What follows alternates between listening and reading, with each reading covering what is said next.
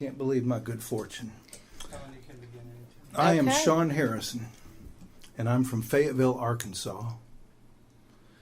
And I was born in Nashville, but my home is Fayetteville, Arkansas. And I'm going to start with a song on one of my favorite topics, death. All right. We need to start, on a positive note. Sure. So I've got a positive Okay. song about, here we go. I'm going to give you about 3/4, Randy. Called Wake Up Dead. And you'll ask me about it. I'm sure I will.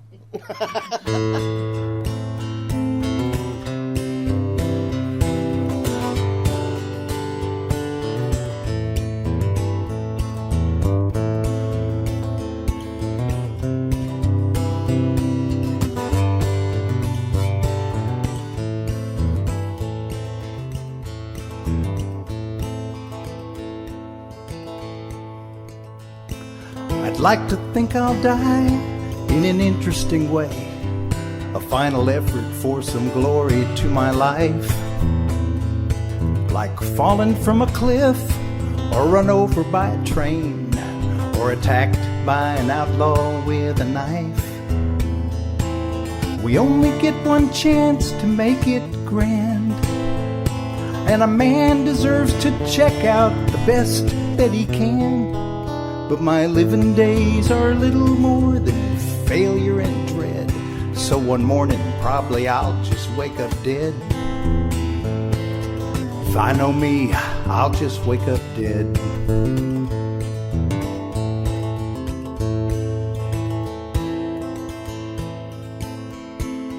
Dying is a lonely kind of art, a self-portrait splashing blue across my death.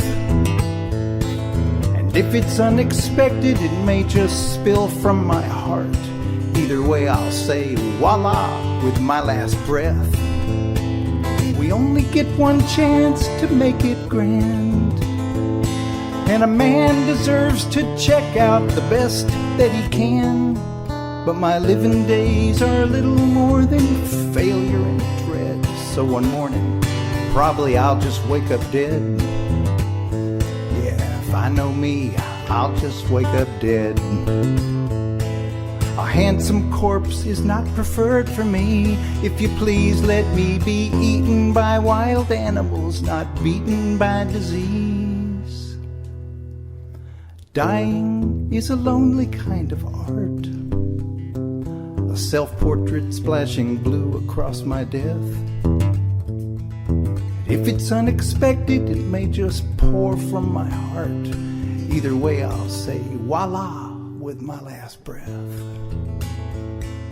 We only get one chance to make it grand, and a man deserves to knock off the best that he can.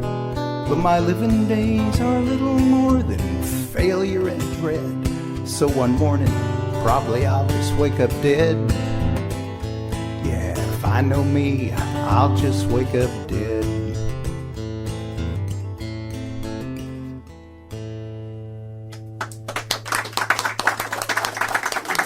Thank you. Thank you. Well, thank you, Sean, for being here. We're so glad to have you here in the music room, coming all the way to us from Arkansas, and you have quite the crew here today. Came to see you. My heart's full, and I'm blown away by this. I'm really happy. Well, we're so glad you're here. Your song, Wake Up Dead, that is an unusual tune for sure. Tell us a little bit about that song. My wife's grandmother was 99, and she was ready to go. And she said, I think I'm just going to wake up one morning and I'll be dead. And when you're a songwriter, or anybody creative, and you hear something like that, there's a little bell in the head, a little ping. Bet you that would make a good song. And you file it away. So I thought about that and thought, okay, I like to write in terms of stories and from the point of view of a character. Not me, not autobiographical for the most part, but from a character. And I like writing about suckers and losers. So this is the original Sucker and Loser song. The guy felt like his life was so unremarkable that his only chance to leave any kind of mark in the world is to die with some bit of style. All right. So that's his. So where did that's the his wish. splashing blue come from? I don't know. Yeah, it's just okay. I wrote the. I try. I've learned little tricks like extend the metaphor, and I started that verse. How did I start that verse? Dying is a lonely kind of art. And so I wanted to do something about art. So the splashing of blue. Okay. So that's where it comes from. It's just to take a metaphor and run with it for a little while. Yeah, and you just liked blue. Blue's my favorite color. Okay, well, there you go. The next song that you have is Home Where I'm Loved. Tell us a little bit about the writing of that song. Oh, okay. 2020, we were all locked down. Yep. We were in something we'd never been in before, the pandemic. And so Clarice and I were stuck at home, and I thought, this is pretty great. I don't have to go anywhere. She's working from home. I'm working from home. And so I wrote Home Where I'm Loved. It's my pandemic lockdown love song. All right. I didn't used to write love songs, but I do now some. You'll hear a few tonight. You'll hear some humor. Some humor is to sort of drive home a more serious point. Some humor is used just to make you giggle. I think every song should have a little bit of a surprise in it. There you go. All right, Home Where I'm Loved, my pandemic lockdown love song. And it features some harmonica because Bob Dylan was one of my first heroes. We can talk about that more later. Okay.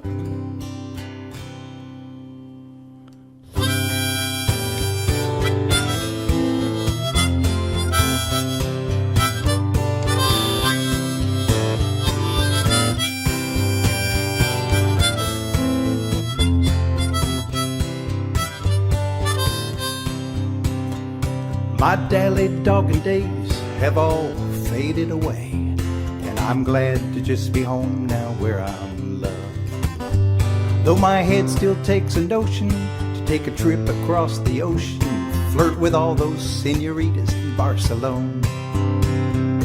It's best I just stay here where my name is only called in the clear and clever cadence of your voice, where desire plays like music in shadows on the walls. When you glide across a room, I have no choice. My heart is in submission to those feral expeditions. I'm glad to just be home where I'm loved.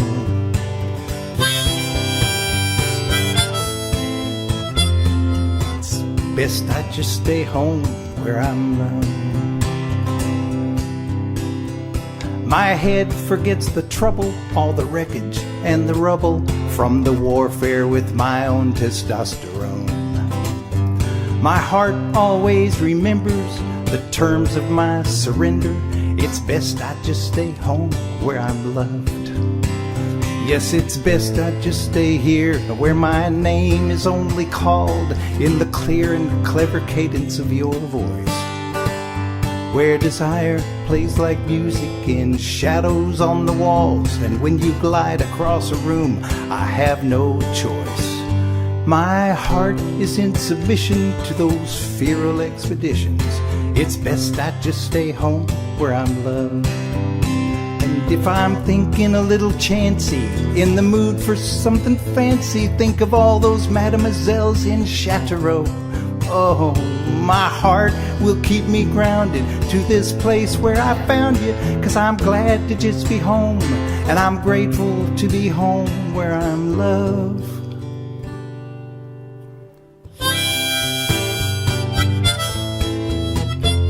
It's best I just stay home where I'm loved.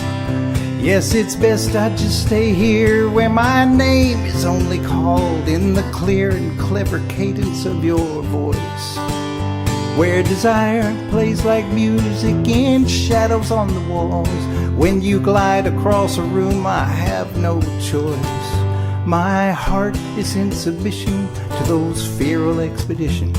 I'm glad to just be home where I'm loved. I'm grateful to be home where I'm loved. Yes, it's best I just stay home where I'm loved.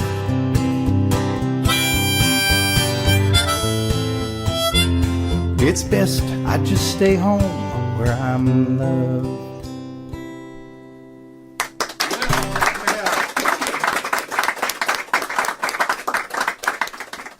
Great song. The next song that you have is called The Last Water Tower. Yeah. Were you one of those that climbed water towers when you were a kid? I did. I had a feeling. I did. I don't do it anymore.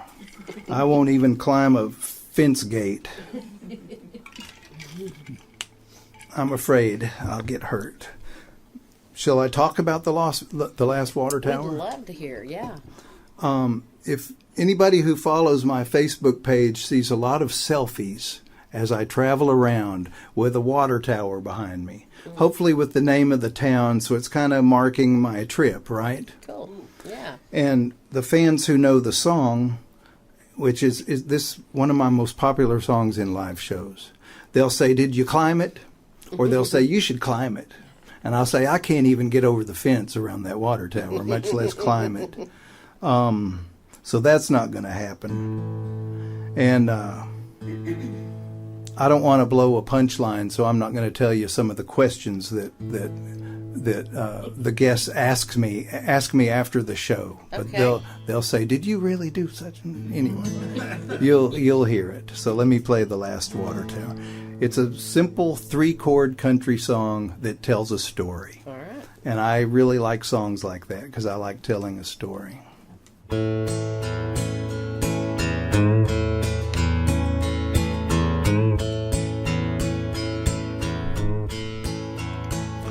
I've climbed every water tower in this county, except one. It's over on the VA grounds. And I plan to hit that last one when I can figure how to get past those security men in trucks always making their rounds. I know that water towers must serve some public measure with 300 kilopascals of hydrostatic pressure, but they shouldn't have built them so tall and made trespass a crime, because water towers were made to climb. Excuse me. Now, first problem with those security men, they know my reputation. They know my intent, they know my face, and they know my transportation. I'll have to be quick or clever, or create a great diversion if I'll even have a half a chance of achieving my incursion. Oh yes, I know that water towers must serve some public measure with 300 kilopascals of hydrostatic pressure, but they shouldn't have built them so tall, then made trespass a crime, because water towers were made to climb. So you see how this is shaping up? Me against the security men? We'll take one little detour here real quick. I'll tell you about my favorite time of those high climbing exploits. I took Becky Lou Hazel Bloffen up there on a big ellipsoid. And we got high and we made love and lay back and watched the stars. And we turned with a world that was only ours. Oh, the memories of Becky Lou Hazel Bloffen. Wonder whatever happened to her. Okay, I'll get back to the story at hand here. I set the date and made my plans and worked out every detail. I even constructed a model of the VA grounds on a small scale. As that date approached, there grew a great tension in the air. I drove past and there were security men in trucks everywhere. There were more security men than I had ever seen. So let me pause now here and tell you about another one of my proudest achievements. You see, there's a lake up in the north part of the county where I live in northwest Arkansas. I've got a little hideaway on a cove up there, and I've got my salvage barge anchored. And I've got a truck up on blocks. It's never going to run. Cars that don't run. I've got motorcycles that haven't run in years. The only other thing that runs is my gyrocopter. You know what a gyrocopter is? Single-seater. Fly around the treetops, drink a few beers, get crazy. And when I landed the gyrocopter on the salvage barge, it was that moment that I became the first and the only owner of an aircraft carrier in the great state of Arkansas.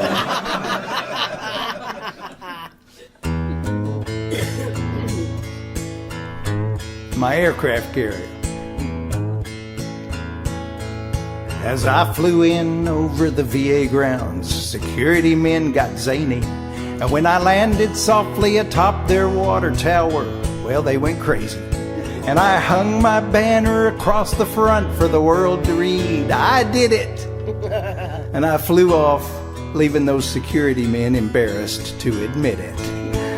I know that water towers must serve some public measure with 300 kilopascals of that hydrostatic pressure. But they shouldn't have built them so tall, then made trespass a crime. Because water towers were made to climb or land on. Whatever you got to do to get up there.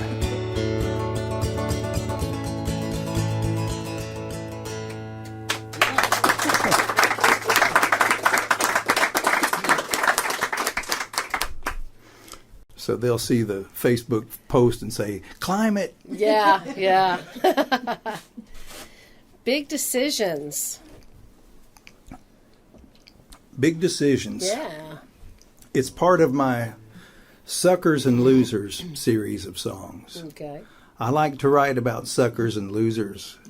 That's semi-autobiographical, actually. I used to take myself too seriously, and now I just can't stand guys who take themselves too seriously. So I make fun of them. And I also like making fun of a guy who he knows there's something wrong in his relationship. He just can't quite either connect the dots or he connects them, but he's afraid to mention it because it might ruin everything. He's getting along just fine without stirring the pot. So Big Decisions is one of those kind of songs. I'm going to approximate the sound of a good shuffle rhythm, but picture a drummer doing that cool shuffle beat, because I like that Texas blues shuffle a lot. That came from my years living down here in Texas. And on my album, I have a great drummer who plays a great shuffle, but we don't have him here right now. So just in your mind, get that shuffle going in your head, and I'll approximate it. Yes. But I bet you have CDs that have that song on it. I have CDs. They're good CDs. So you can hear the shuffle on your CD with the drummer.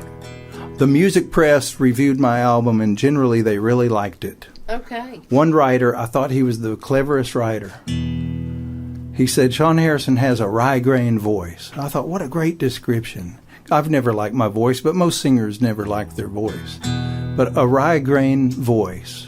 So you take something from some other genre, like distillery, a rye-grain whiskey, and apply it to something completely unrelated, like vocals, singing, music. And it works, because you can't describe taste or color with words very well. You can't use words and describe the color red. You can say, well, it's bold. Well, what the hell does that mean? Anyway,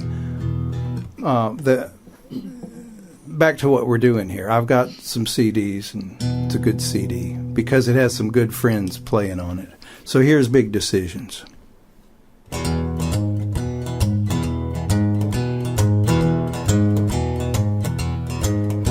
When we got married, it was understood This old boy is gonna run the show. Well, she smiled.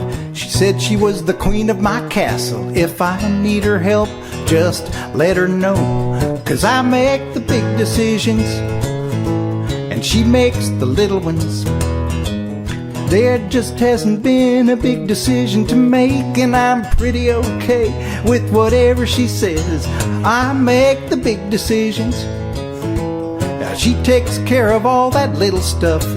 Well, sometime there's gonna be a big decision to make, and she'll let me know when that is.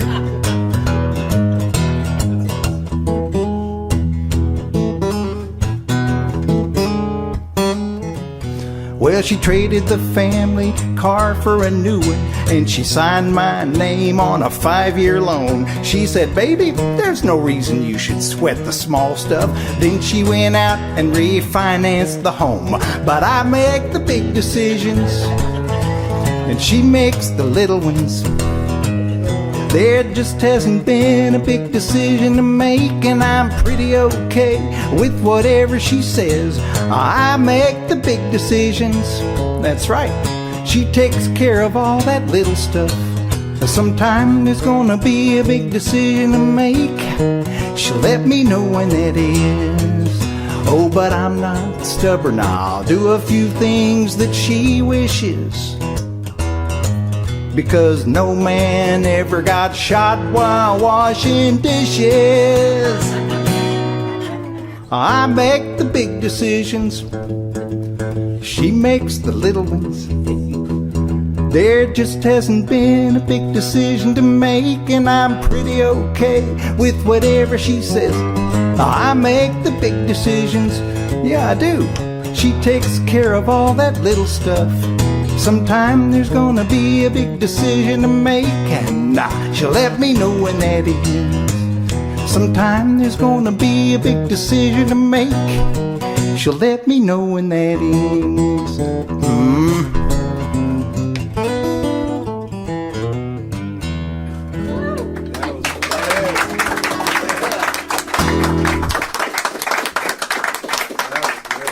It's one of the suckers and losers songs right there. Oh, Lordy. Breathe Out Her Name. Oh, sensitive song. Oh. I do write the occasional sensitive song. Breathe Out Her Name. I introduced it at a show one night. I said, I'm going to do a sensitive song. If I bring you down, I promise to lift you back up. And I played the song, and some guy sitting about where Michael is there said, that song doesn't make any sense. And I said, what do you mean? And he said, well, you said you were going to do a sensible song, and that didn't make any sense. Oh, God. And I said, well, didn't I say I was going to do a sensitive song? And he said, oh, that makes sense. Say, turn up your hearing aid, Papa. So here's the thing about me and my harmonica. When I was 5-ish, 6-ish, Bob Dylan was big in my life, and he had this kind of hardware, and he played it, and I thought, I want to do that. I always wanted to be a cross between the Beatles and Bob Dylan, because that's what captured me when I was from 5 to 8 years old. Mm-hmm.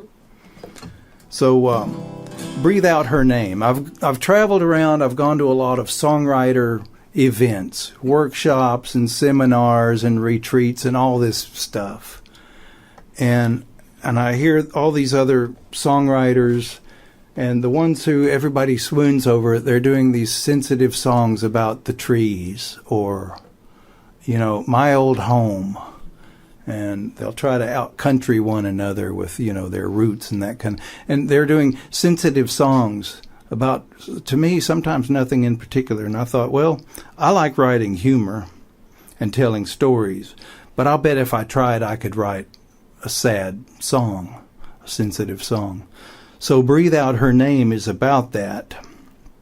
Well, it's a sad story, because it's about an addicted partner, and the other partner is always trying to save them or earn their love, and it's never going to work, in a fight against addiction, is it? Nope. But I reversed the roles. She's the addict, and he's the man who is trying to earn her love, and he'll never get it.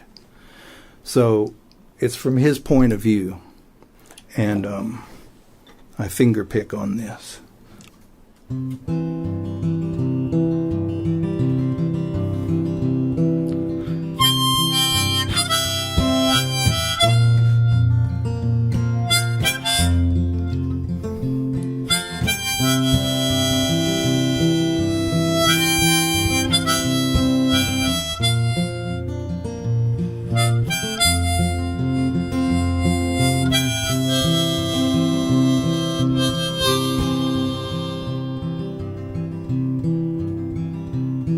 She likes to run with the yeehaw boys through the dust and the noise and the psychedelic light. It's her secret thing, and it's safe with me. She lets me hold her on a moonless night, and she says, hold me, keep me, kill me, it's all the same. And I said, I won't push too hard, and I breathe out her name.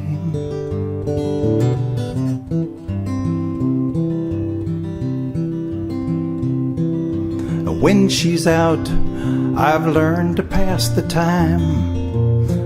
I pick up the towels from the bathroom floor. The window blinds have left their lines across my forehead. I check the light on the outside door, and she says, hold me, keep me, kill me, it's all the same. And I said, I won't push too hard, and I breathe out her name.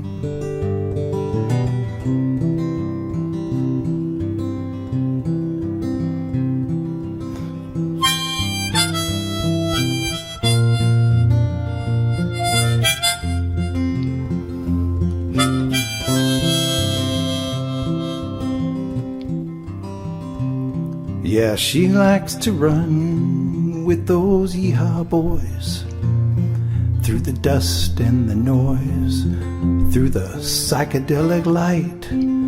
A secret's truth, and the truth is cold, but she lets me hold her on a moonless night, and she says, hold me, keep me, kill me, it's all the same.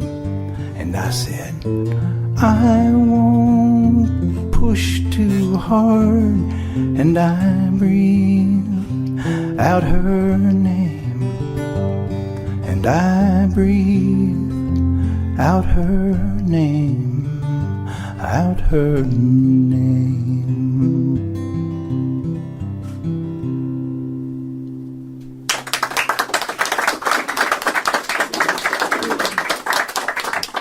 That really had a real Neil Young sound about it. Yeah. That's what I heard. Yeah. Yeah. So, like, you need to call up Neil and say, hey, Neil, I got a song for you. Just think, that mailbox money, woo! Neil Young. Hey, long time, no talk. Yeah. Your next song is Psychedelic. Yeah, this has a good story. I was traveling. It was quite a while back, but I was traveling, and I landed at some airport. I think Denver. It was the kind of airport where you come from you get off the plane and you go down a long escalator ride down to baggage claim. And so from up above at the top of the escalator, you see hundreds of people down there milling about. You know, a series of these baggage carousels. In a big airport, it goes on and on and on. Well, there were a bunch of people down there, and there was some old hippie in the middle. He had on a shirt like this. He had long silver hair tied back, and he was talking to people and pointing and giving directions, and I thought, what is that fool up to? He's not an authority around here. He's just tripping or something. So I get down there, and he looks straight at me, and he says, "Sir, your bags are at carousel C3." And I said, "How can you possibly know that?" And he said, "Because I'm psychedelic."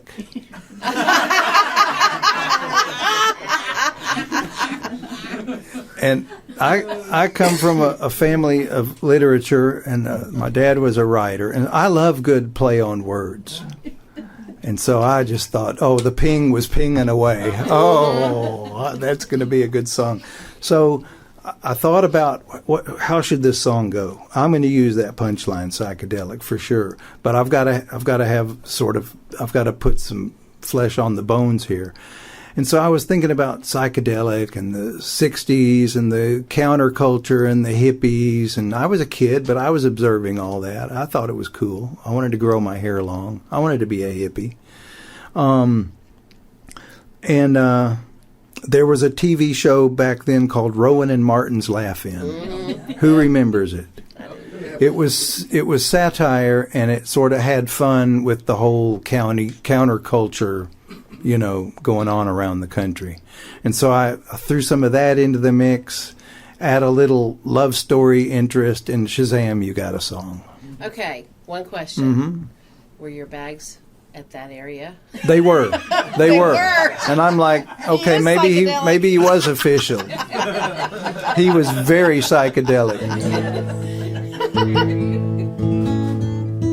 Let me just check tuning.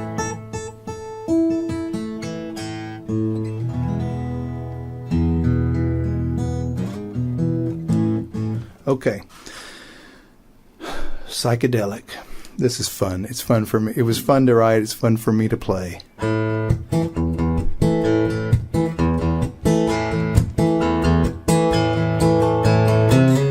Na na na na na na na na na. They did a lot of na-na-nas back then, Na na na na na na na na na na. I've got you feeling kinda trippy, like an old school hippie. I got you feel so fine, like I can read your mind. Well, you bet your sweet bippy. You wanna know how I know? You gotta see how I see, and why I know why the little things that you like are not a mystery to me. It's like I feel what you feel in your head, like an hallucinogenic. And why I know how, what I know that I know is I'm psychedelic. Na na na na, I'm so psychedelic. Na na na na, na na na na na na. It's got you all turned around. You taste colors and see sound. Caught in a spiral to the summer of love. No recognition of which way is up or down. You wanna know how I know? You gotta see how I see, and why I know why the little things that you like are not a mystery to me. It's like I feel what you feel in your head, like an hallucinogenic. Yeah, why I know how, what I know that I know I'm psychedelic. Oh, I'm psychedelic. Peace sign tattooed on my hand. Psychedelic, meditating in a Volkswagen van. Psychedelic, supernatural telepathy. Psychedelic, feeling groovy in a tie-dyed tee. That's why I know what I know. That's why I see what I see. And that's why I know. Means nothing to me. It's like I feel what you feel in your head, like an hallucinogenic. Oh yeah, why I know how, what I know that I know I'm psychedelic. na na na na. I'm so psychedelic. Na na na na na na na na na na. Na na na na na na na na. Psychedelic.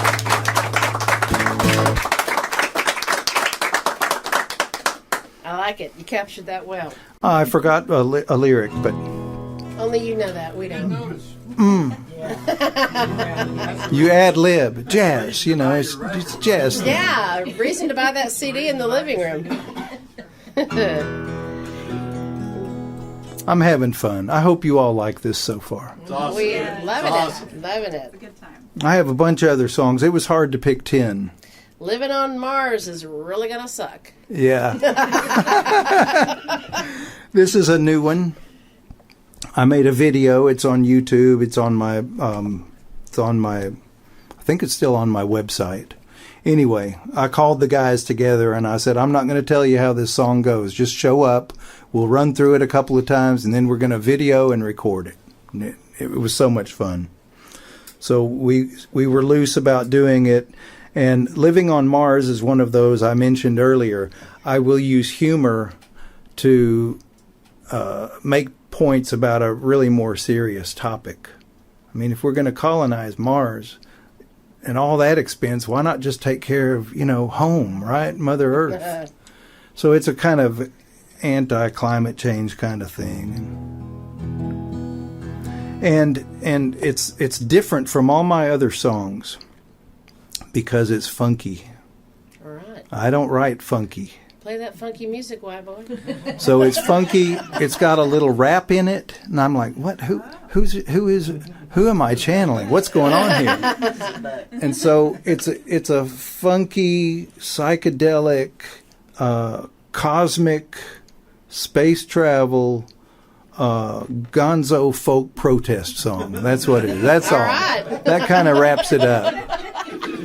So I even blew a little bit of harmonica in it on the video, which I hope you'll check out, to make it an official protest song. Okay. Yeah, you have to have harmonica. It's required. I learned that from Bob Dylan. Thank you, Bob. So here's Living on Mars is really going to suck. There's some sing-along. Okay. I'll tell you. You can sing along if you want, or you don't have to. I can do it by myself. We're here for you.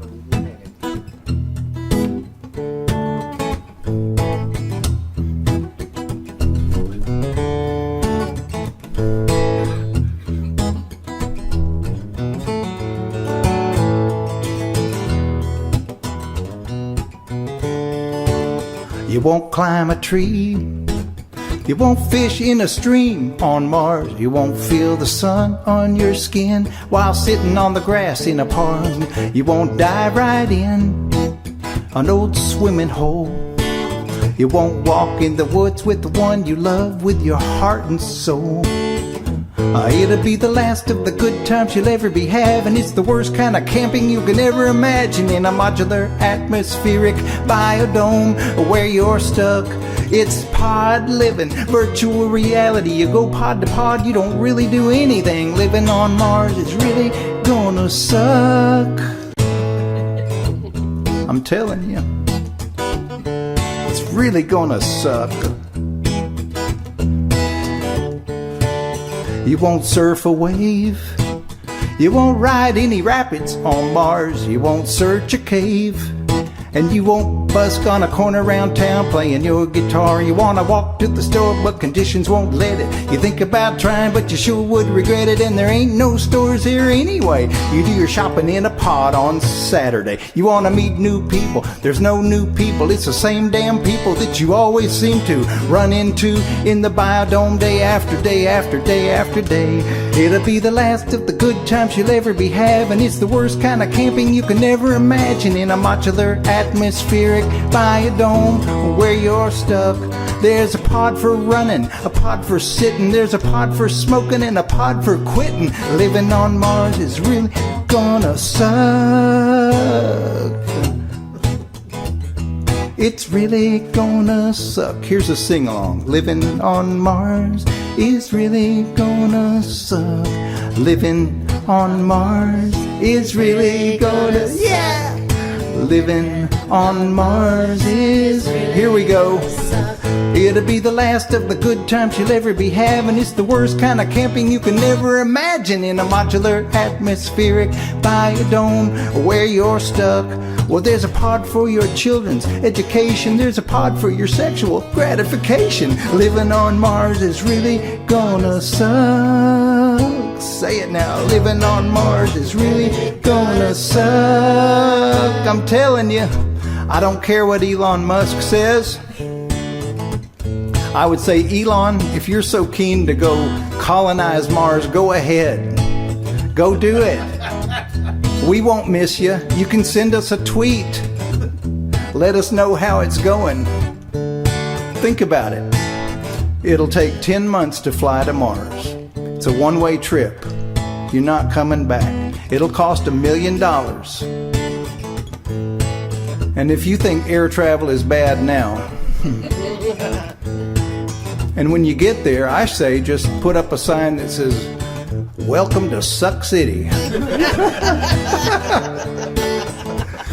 Yeah, welcome to Suck City. That's what you're gonna get. Earth is our home. There's no place like it. Earth is our home. There's no place like it. Come on. Earth is our home. There's no place like it. Earth is our home. There's no place like it. Earth is our home. There's no place like it. Earth is our home. There's no place like it.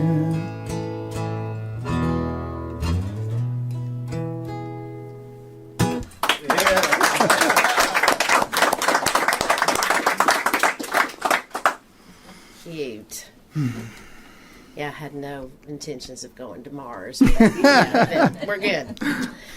Doggy Dog World. Doggy Dog World. Some of you know my daughter Rachel. Yes. When Rachel was about 5, her first word was dog. Let's start with that. And her second and third words were, "I want a dog." And I kid you not. She's a dog lover. She tugged on my shirt. Dad, Daddy, what? She said. She looked up at me and she said, "It's a doggy dog world." Ping. Thank you, honey. Ping. And so with any good song idea, I usually go Google it. So I thought, surely somebody's written Doggy Dog World. And before I go any further, millennials usually don't get it. Millennials and Gen Xers, they'll see me in a club or a restaurant just play this song, and they look up there, and I know what they're thinking. Look at the old geezer. Look, he thinks his little phrase "Doggy Dog World" is cute. Isn't he cute? I just want to slap the hell out of him. Because they don't understand the play on words, because they never heard of the old phrase "dog eat dog world." It's a dog eat dog world, which means it's rough out there. Life is hard. It's a dog eat dog world. So they think I just made up some cute little thing. But anyway, that's a side story. I haven't hit any of them yet. Not really. Only when they say, "I like your Harry Potter glasses," I'll sock them.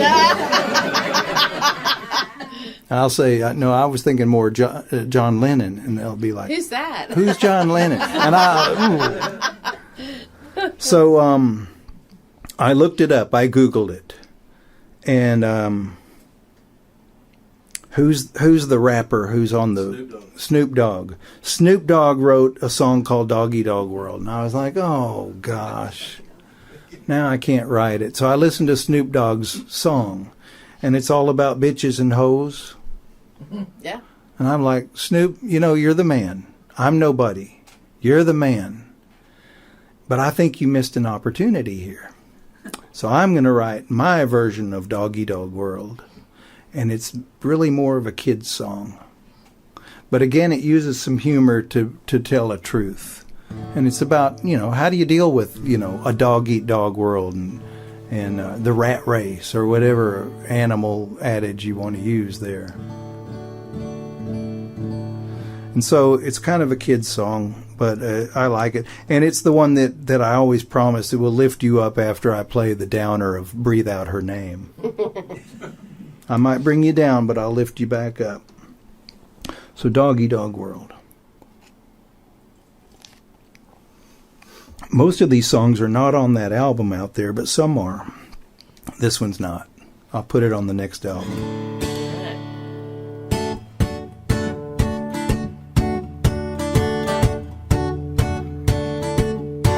He's had a hard day at work, as if there's any other kind.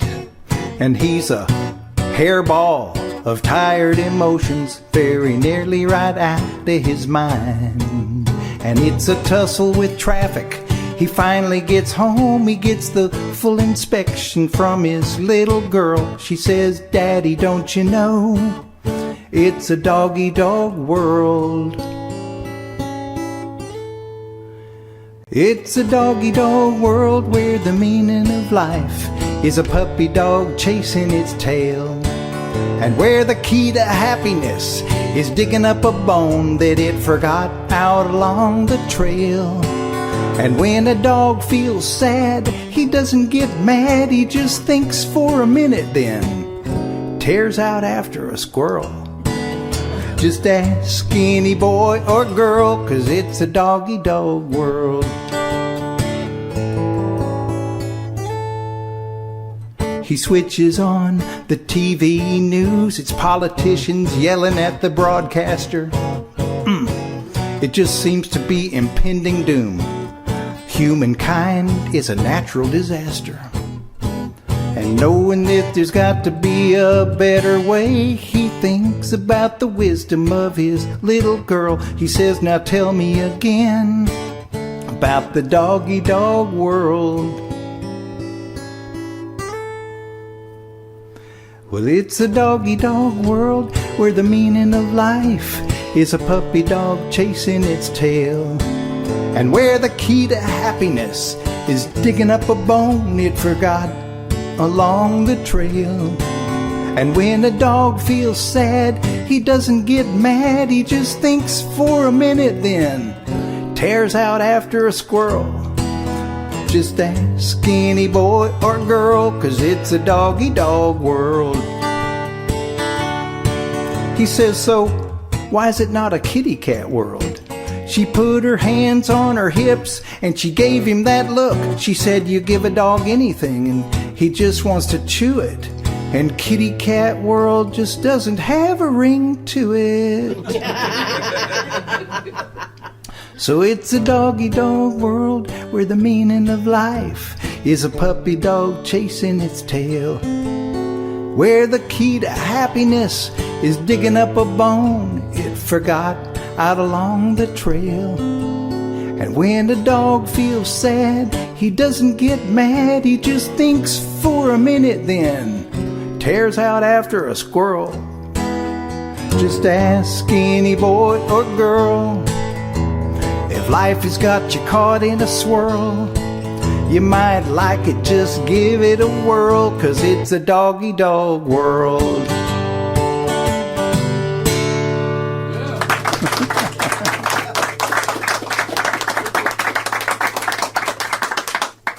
Like that.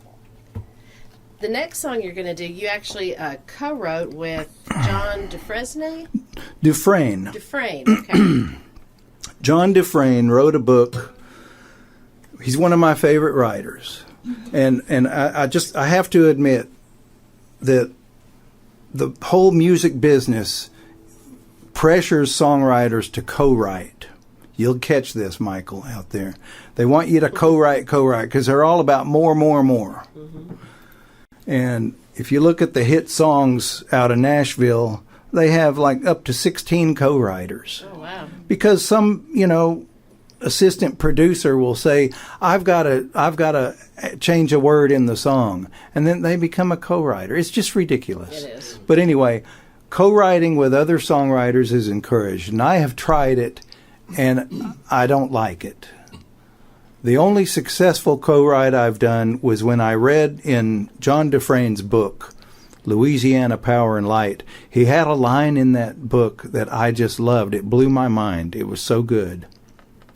And there's nothing new in the world. There are no new ideas. It's all recycled. And our brains are like receivers that everything we hear, everything we read, every movie, even commercials on TV, every conversation, it's all sort of data collection. And our processor in here, this amazing thing, if you're a creative person, you want to create something, that's all the information you have to draw from. The first song I wrote when I was 5 was called No, I Ain't Got No Money, and Please Don't Leave Me. What business does a 5-year-old... It's all I knew was what was being played on the record player in my house, right? So that's what I went with. So now I have a lot more. I might have some brain damage from my older days, but anyway, back to the co-writing. So I wrote email to John Dufresne. He was one of my dad's former students. Dad was a writer and a teacher, a prolific teacher. And John's one of my favorite writers who came out of the Arkansas writing program. And I said, John, you have a line. Here it is, this line. And I want to use it in a song I'm writing about an autistic man who's this overgrown man in a little boy's mind, or other way around. Little boy's mind in a big overgrown. Anyway, I said it's going to be called Ode to a Goner, about this character named Big Boy. And he said, okay, you can have that line and we'll co-write. So we traded emails and we wrote this song. And John Dufresne wrote the last verse, and I'm glad he did. I think it's just one of the lessons of writing, especially in telling a story, is start strong and end lyrical. And I remember that from my dad's lessons. It applies to any kind of writing. Start strong. Get their attention. Bring them in. Make them want to know what you're going to tell. And end lyrical, because that kind of leaves a lasting memory too. Lyrical meaning with some kind of, wrap it up with it means something. I tell you all this to tell you that it means something. And so that's Ode to a Goner. It's another one of my country-ish songs. It's a country waltz. Again, it's a little bit sad, but I'll lift you up. I have one chance after this to lift you up. So here's Ode to a Goner.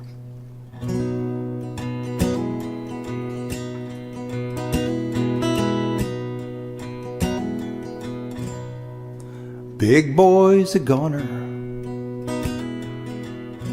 and maybe this time forever. His fate is unknown. We will not see him soon. So remember his smile and his adventurous style when the sirens moan softly to the bright manic moon.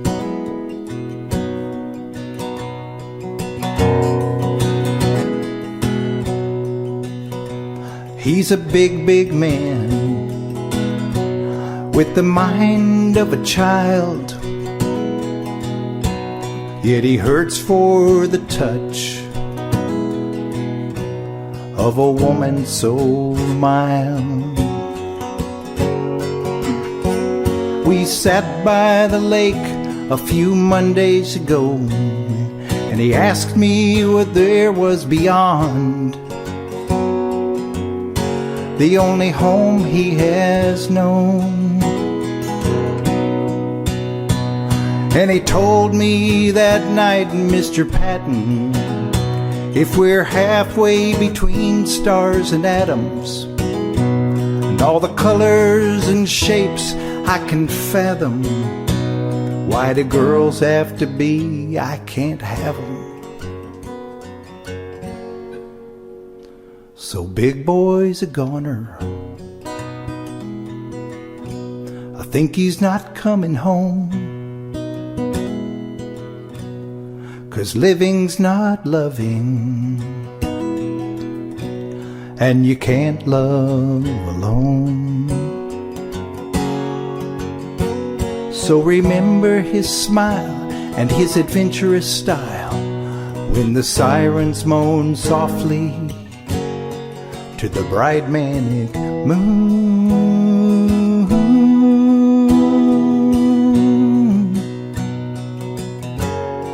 To the bright manic moon.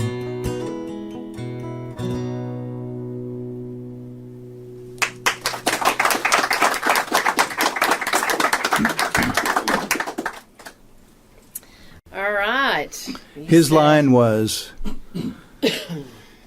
we humans are here halfway between the stars and the atoms. And my head went, wow. So I had to have it. Yeah.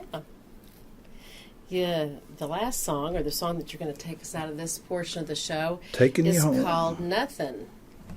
This is another fairly new one. And long time ago, I sort of promised myself I wouldn't write any love songs. There are so many love songs. The Beatles alone did plenty of love songs. But that's before I met Clarice. There's always enough love to go around. Always.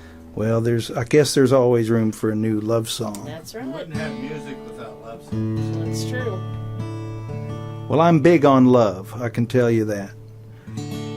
And I don't know exactly where this came from. I go on these long walks and I think, and something will pop into my head and I'll send myself a text to remember it.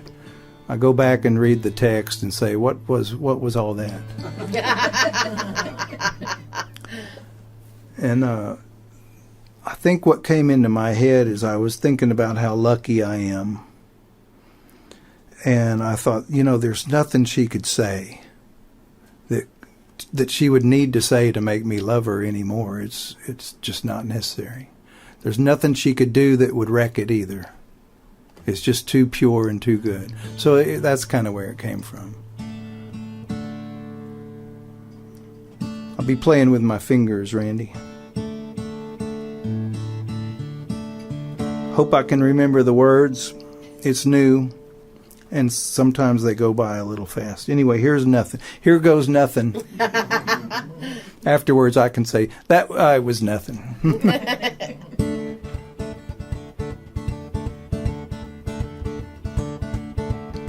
If you really want to know what you ever need to say that would make me love you all the more, it's nothing. And if you really want to know what you'd ever do that could make my love for you just fade away, it's nothing. And if you really want to know what could ever happen that would take away this good thing we've got, it's nothing. If you really want to know what you ever need to say, it's nothing. Oh, if you ever want to put me in a tizzy and make me dizzy with desire and my eyes go blurry, just do something. And if you do it for a little while, a little mischief in your pretty smile, and make me loopy, that would be something. And if you ever get tired of saying nothing, well, maybe you could take a chance and just say something. Oh, if you ever want to put me in a tizzy and get my hormones busy, just do something. 'Cause when you do something, well, that'll sure change everything. And that would really be something, to make something out of nothing. It just means everything when you start with nothing. And then you just take anything and make something out of nothing. And Martha McGillicuddy says, Clem, listen to me, Clem. What, Martha? Clem, I don't know what that boy is up there singing about. But it sounds dirty to me. So let's talk about everything. And it's a given when we talk about everything. We usually talk about anything. And when we talk about anything, we have a way of getting all the way back to the talk about nothing. And nothing leads back to the whole thing, to start again at the point where we finally get around to something. So let's talk about everything, because it makes me happy. When you do something, well, that'll sure change everything. And that would really be something, to make something out of nothing. It just means everything when you start with nothing. And then you just take anything and make something out of nothing. And when I wrote it and played it a few times, I thought, okay, aside from the message and the words and all that, it really is a song of syllables, because it's got this syncopated, kind of jumpy, bouncy, trot along kind of feel, right? Like what an auctioneer would do. And an auctioneer would also speed it up to make it a little more exciting, build the crowd. So I thought I'd try it. If you really want to know what you ever need to say that would make me love you all the more, it's nothing. If you really want to know what you'd ever do that could make my love for you just fade away, it's nothing. And if you really want to know what could ever happen that would take away this good thing we've got, it's nothing. Oh, if you really want to know what you ever need to say, it's nothing. If you ever want to put me in a tizzy, make me dizzy with desire and my eyes go blurry, just do something. And if you do it for a little while, little mischief and pretty smile and make me loopy, that would be something. And if you ever get tired of saying nothing, well, maybe you could take a chance and just say something. Oh, if you ever want to put me in a tizzy and get my hormones busy, just do something. 'Cause when you do something, that'll sure change everything. And that would really be something, to make something out of nothing.